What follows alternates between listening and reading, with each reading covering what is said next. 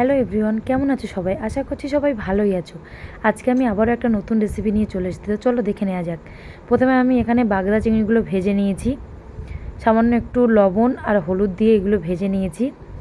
ভেজে নেওয়ার পর এগুলো কড়াই থেকে তুলে নেব। এরপর কড়াইয়ের মধ্যে যে তেলটুকু ছিল সেটাতে আমি আরও একটু তেল অ্যাড করব। অ্যাড করার পর এর মধ্যে আমি দারুচিনি আর এলাচ, ছোটো এলাচ আমি দিয়ে দিয়েছি।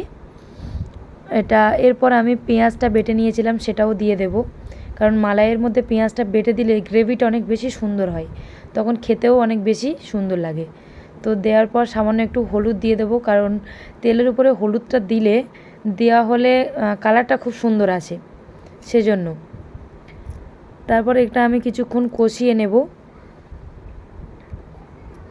যখন দেখব যে তেলটা ছেড়ে এসছে, তখন এর মধ্যে আমি টমেটোর পেস্ট আর কাঁচা লঙ্কা পেস্ট এর মধ্যে অ্যাড করে দেব।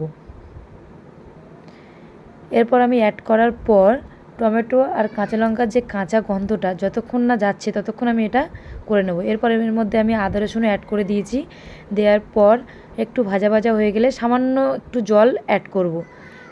জলটা অ্যাড করলে কী হয়, মশলা যেটুকু কষানোর বাকি থাকে সেটা পুরোপুরি হয়ে যায়। এরপর আমি নারকেলের যে দুধটা বের করে রেখেছিলাম সেটা দিয়ে দিয়েছি, আর দিয়ে দিয়েছি সামান্য চিনির পাউডার।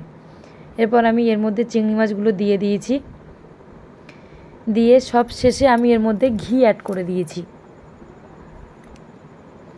এরপর আমার পরিবেশনের জন্য তো একদমই প্রস্তুত। তোমরা দেখেই বুঝতে পারছো যে মালাইটা কতটা সুন্দর হয়েছে, আর হ্যাঁ, খেতেও কিন্তু অনেক বেশি টেস্ট হয়েছে। আমি বাড়িতে বানিয়ে অনেক অনেক প্রশংসা পেয়েছি। আপনারাও বাড়িতে বানাবেন, আর অবশ্যই কমেন্ট করতে ভুলবেন না। Thank you so much for watching.